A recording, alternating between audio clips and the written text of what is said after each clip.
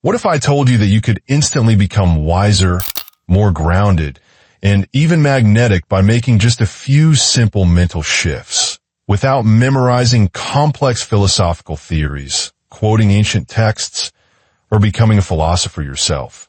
Sounds too good to be true, right? Well, it isn't. These 10 tricks come straight from the minds of history's greatest thinkers, people like Socrates, Lao Tzu, Marcus Aurelius. And I'm going to show you how to apply them in your own life, starting today. But here's the secret. These aren't just abstract, high-level ideas. They're practical, actionable techniques that will change the way you respond to the world and interact with people. By mastering these tricks, you'll not only look wiser to those around you, you'll start feeling it in your own life too. People will sense something different about you. They won't be able to articulate it, but they'll be drawn to it. And you'll know it's because you've embraced a new way of thinking, a new way of living, and a new way of responding to life's challenges. And trust me, don't skip the 4th trick. It's the one that will completely change the way you view everything around you. So, without further ado, let's dive into these 10 underrated philosophical tricks that can make you instantly wiser. The Socratic Pause. You've probably heard the phrase, think before you speak. But what if I told you that Socrates took this simple idea to a whole new level? Socrates didn't just think before he spoke. He made others think. How? Through the power of the Socratic Pause. In today's fast-paced world, where everyone is trying to get their point across as quickly as possible, we've lost the ability to pause before responding. But Socrates knew that the key to wisdom wasn't about having all the answers. It was about asking the right questions. And those questions start with the Socratic Pause. So how do you use this trick? Simple. Before you respond to any question or even begin to form an opinion, take a pause. Don't just think, reflect. In fact, Socrates believed that wisdom begins with acknowledging what we don't know. And when you pause, you give yourself the chance to acknowledge that you might not have all the answers. This simple act is powerful because it invites deeper thinking, not just for you, but for everyone around you. Let's take an example. Someone asks you, what do you think about success? Instead of immediately rattling off a well-worn answer like success is all about hard work, take a pause, breathe, let the question sink in. Then say something like, that depends. How do you define success? Boom! Now you've shifted the conversation. You're no longer answering the question as it's been presented to you. Instead, you've shifted the focus to the other person's definition of success. Now they're the ones doing the thinking. And you've just demonstrated the power of pause and the power of deeper thinking. The Socratic Pause doesn't have to be long. It can be as simple as taking a moment to reflect. But in that moment, you've given yourself the gift of clarity and opened up space for a more meaningful dialogue. Remember, this pause isn't about silence for the sake of drama. It's about allowing your thoughts to settle before they come rushing. The mirror of Marcus Aurelius, the Stoic philosopher and Roman emperor, was a master of self-reflection. Every day, he would journal, not to show off his wisdom, but to hold up a mirror to his own thoughts and emotions. He used his journaling practice as a way to evaluate his own reactions and beliefs. Here's the trick. Reflect others' emotions without reacting to them. In other words, instead of mirroring someone's energy, whether that's anger, frustration, or excitement, mirror their awareness. Most people, when confronted with someone who's upset, will react in one of two ways. They'll either match the other person's emotional intensity or dismiss it altogether. But Marcus Aurelius taught us that true wisdom lies in calmly reflecting on the emotion itself, without getting swept up in it. Let's say a friend is upset about something trivial. Perhaps they had a bad day at work, or someone made an unfair comment. The usual reaction might be to either agree with their frustration or try to downplay it with a quick, it's not that big of a deal. But what if you responded instead with, it sounds like you were expecting something different. What were you hoping would happen? By doing this, you've created space for the other person to reflect on their own emotions. You haven't dismissed their feelings, but you haven't matched their intensity either. You've simply helped them slow down and think more deeply about what's really bothering them. This technique, which I like to call the mirror of Marcus, helps you become a calm, grounded presence in the lives of others. It makes you the person people turn to when they need someone who can listen without reacting, someone who can help them see their own thoughts and feelings more clearly. The Tao of not knowing Eastern philosophy, particularly Taoism, offers us a radical idea. You don't have to know everything. In fact, not knowing might be one of your greatest strengths. The Taoist mindset encourages us to embrace uncertainty. Instead of striving for certainty in everything we do, we can allow ourselves to exist in the unknown. And here's the twist. When you embrace the unknown, you actually become more wise. The trick here is simple. Instead of pretending to have all the answers, admit that you don't know. In conversations, instead of trying to sound smart or right, lean in and not knowing. This takes a surprising amount of confidence. For example, when someone presents an idea you've never heard before, instead of trying to quickly formulate a response, you might say, "That's interesting.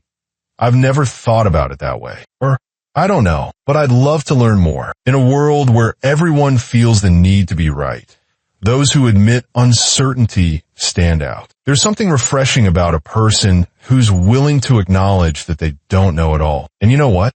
This actually makes you smarter. By saying, "I don't know," you open yourself up to learning. You become someone who questions, explores, and grows. And that's where real wisdom comes from.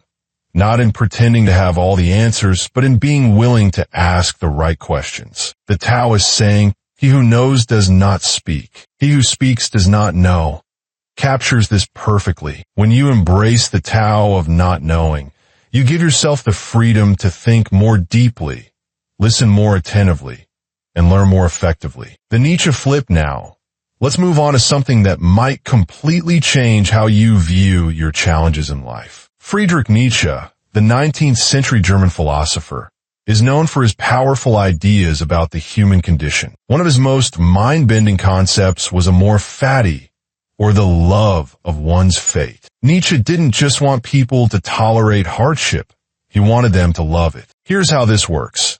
Next time something annoying, painful, or frustrating happens, whether it's a rejection at work, a tough breakup, or a failure, try saying to yourself, "I want this." I know it sounds crazy. Who wants pain, failure, or hardship? But here's the flip.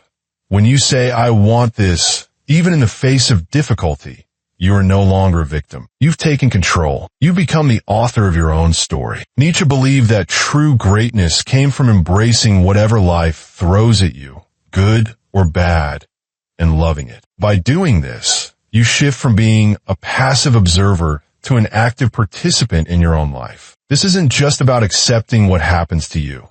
It's about embracing it fully. When you say, "I want this," you stop resisting the pain, the challenges, and the setbacks. Instead, you begin to see them as part of your personal growth and evolution. The next time you face a difficult situation, try this shift. Don't resist. Don't complain. Embrace it. Say, "I want this." And you'll start to see your challenges as opportunities for growth. The quiet drop. Imagine you're in a crowded room with people talking over each other. The noise is overwhelming. And then someone lowers their voice. It's not louder. It's quieter. Suddenly, the entire room goes silent. Everyone leans in, eager to hear what's being said. This is the quiet drop, a technique inspired by Zen masters and Buddhist monks who often speak in a soft, deliberate manner, leaving a deep impression with just a few words. Here's the trick.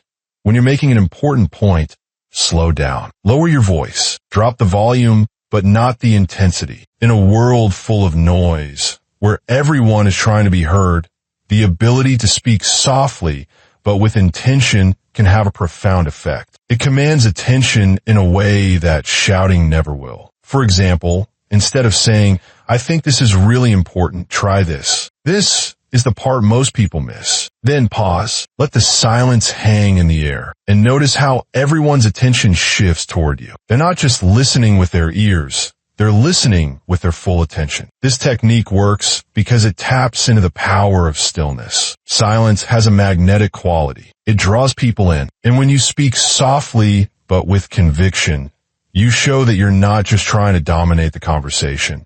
You're trying to connect. The echo effect is a fascinating psychological phenomenon where individuals tend to feel a stronger connection with those who mirror their words, tone, or body language. This technique is rooted in the concept of rapport building, which plays a crucial role in enhancing relationships. When we echo someone's language, it signals that we are attuned to their feelings and perspectives, fostering a sense of understanding and empathy. For instance, during a job interview, if the interviewer mentions the importance of teamwork, you might respond by echoing that sentiment, saying something like, "I completely agree.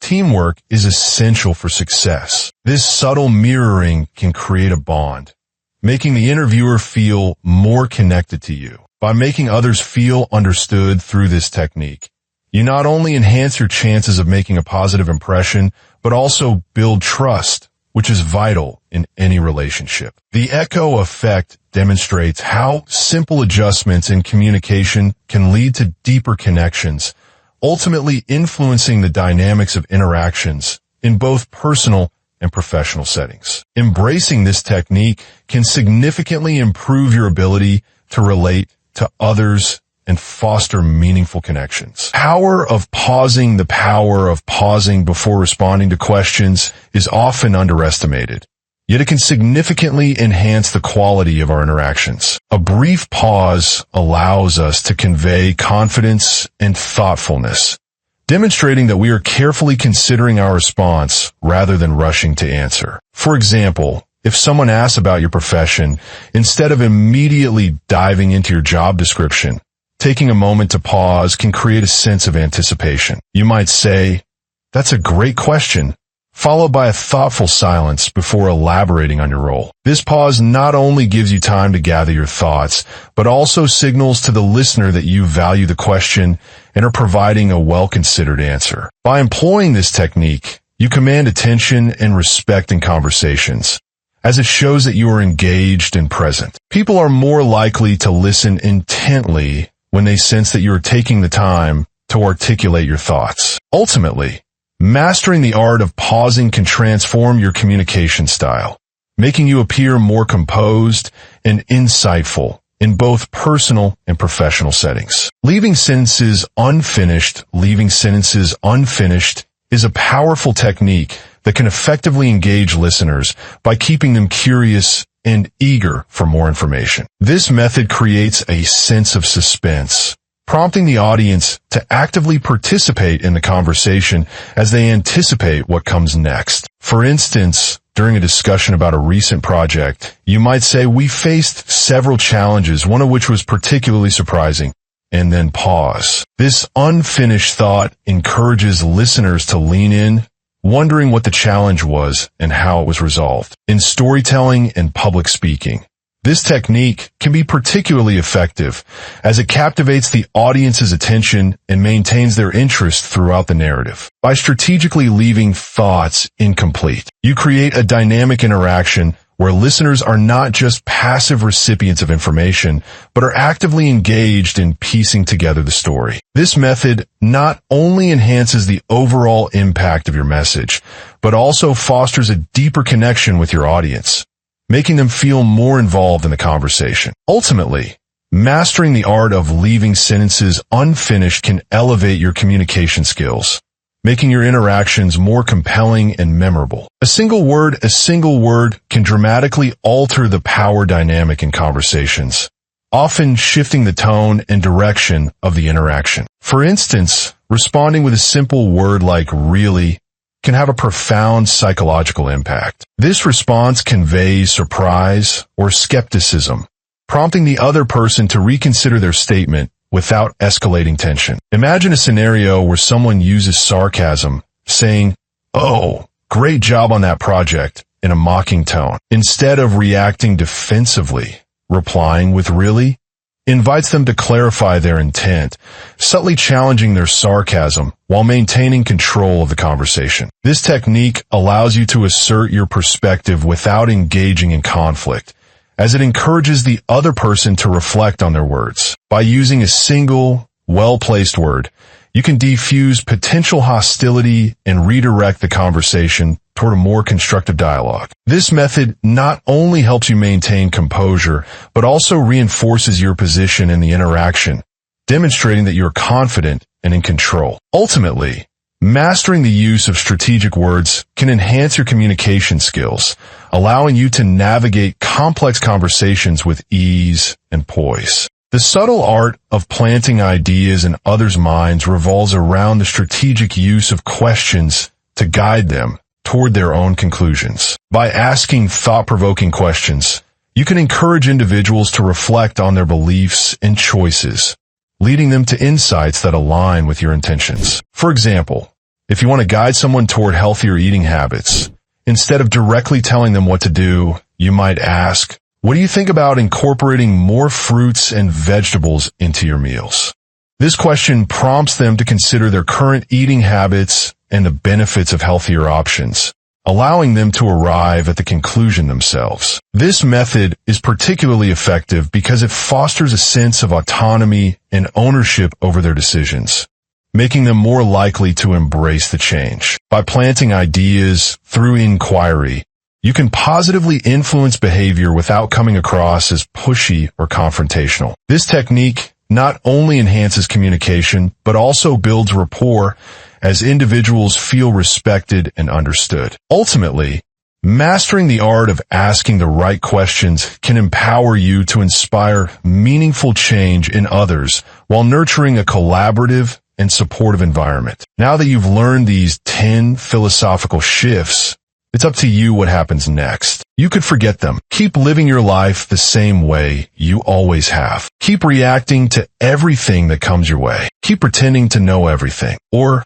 you could start applying these tricks slowly, deliberately, and intentionally. You could become the person who doesn't just talk, but thinks, who doesn't just react, but reflects, who doesn't seek attention, but commands respect. Let's recap the tricks. The Socratic Pause gives your words weight. The mirror of Marcus makes people feel understood. The Tao of not knowing opens doors to true learning. The Nietzsche flip turns pain into power. The quiet drop makes your presence unforgettable. The echo effect, the power of pausing before responding to questions, leaving sentences unfinished, a single word, the subtle art of planting ideas in others' minds. These aren't just tricks. They're tools. And if you use them with sincerity, they'll change how people see you and how you see yourself. But remember, philosophy isn't about impressing others. It's about transforming yourself. And sometimes that's the hardest work you'll ever do. Which of these tricks will you try first? Tell me in the comments. This isn't just a channel. It's a movement. A place for those who want to live deeper, not louder. Subscribe now, or stay stuck in shallow waters. The choice is yours.